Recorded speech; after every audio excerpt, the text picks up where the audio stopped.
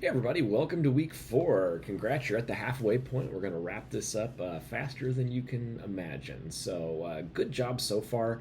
You're all doing a really great job engaging with the content.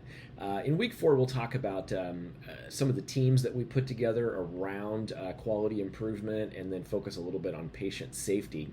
A couple of the things that we'll talk about this week is the importance of like a team charter, and I kind of refer to that as the "what would you say you do here" kind of thing. So it's a good idea to have one of these to get everybody on the same page, because the best teams are cross-functional, right? We're bringing in people from different areas of the organization. We have representation from clinical, from administration, from functional, technical, all of the above.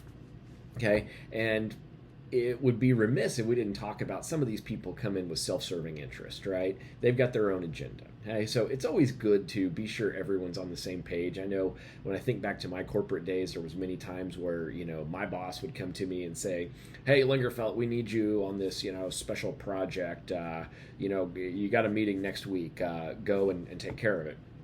And maybe the boss didn't do a great job of articulating why I was there and what his or her expectations was in me being there. Oftentimes, I kind of viewed it as, you're sending me to this because you don't want to screw with it, which sometimes might have been true.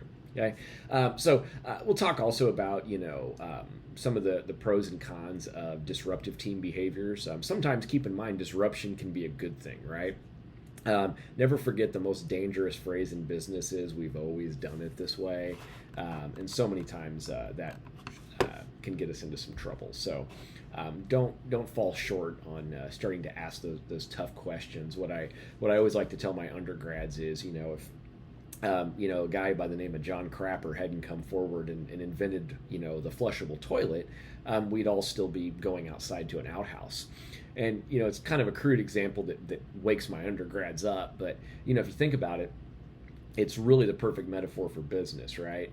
The outhouse worked, it was functional, it got the job done. And had John Crapper not said, "Wait a minute, I'm kind of tired of going outside in the winter, in the middle of the night," that sort of thing, we might still be using it. Okay, so never fall into that trap of "we've always done it this way." It's very problematic, and it still exists. It's still alive and well in the business sector. So look forward to seeing your work this week, and everyone have a great week.